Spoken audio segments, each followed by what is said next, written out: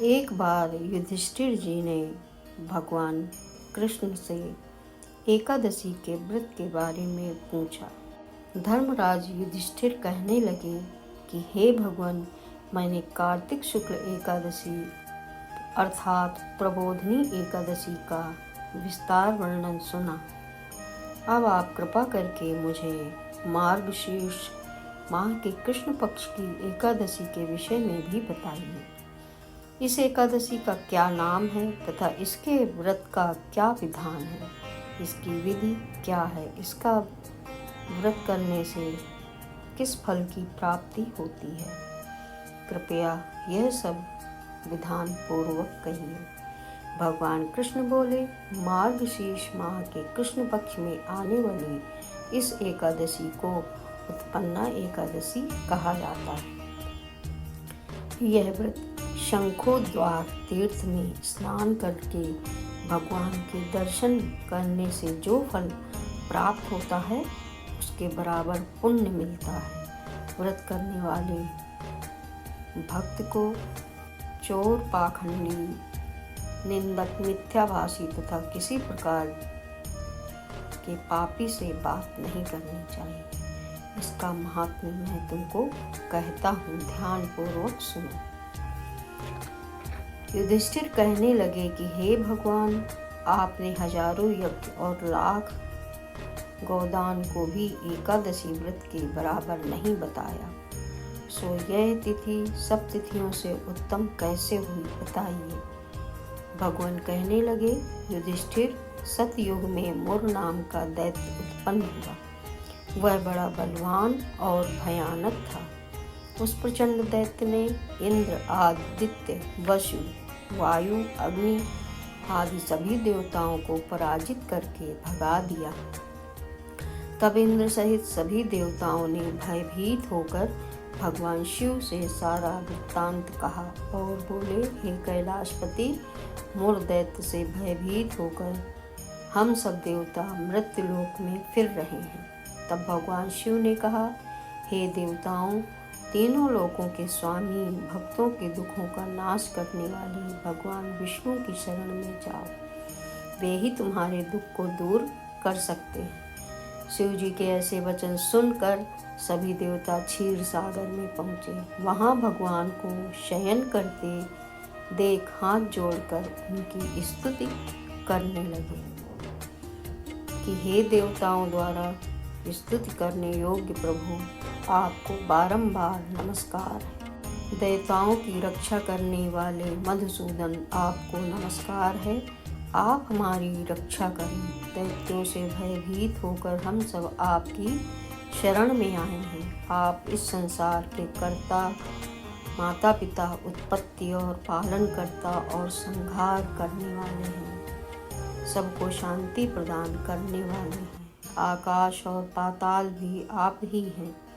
सबके पितामह ब्रह्मा, सूर्य, चंद्र, अग्नि, सामग्री, होम, आहुति, मंत्र, तंत्र, जप, यजमान, यज्ञ, कर्म, कर्ता, भोक्ता भी आप ही हैं। आप सर्वव्यापक हैं। आपके सिवा तीनों लोकों में चर तथा अचर कुछ भी नहीं है। हे भगवान, दैत्यों ने हमको जीतकर स्वर्ग से भ्रष्ट कर दिया है और हम सब देवता इधर उधर भागे भागे फिर रहे हैं। आप उन दैत्यों से हम सबकी रक्षा करें।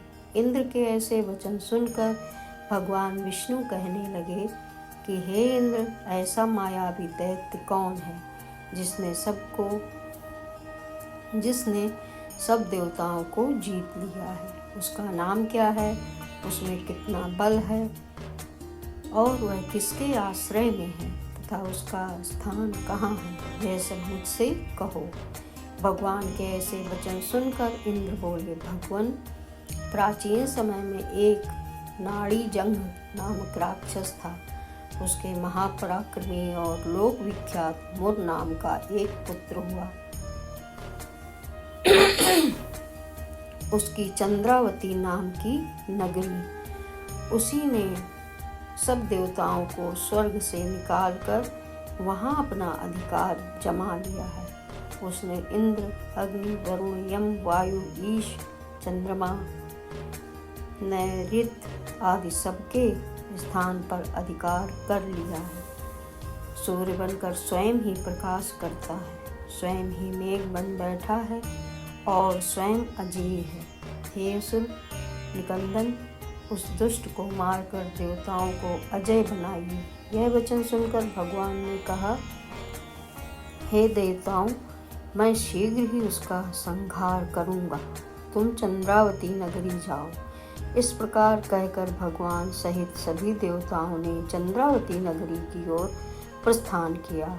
उस समय सब दैत्य मुर सेना सहित युद्ध भूमि में गरज रहा था। उसकी भयानक गर्जना सुनकर सभी देवता भय के मारे चारों दिशाओं में भागने लगे।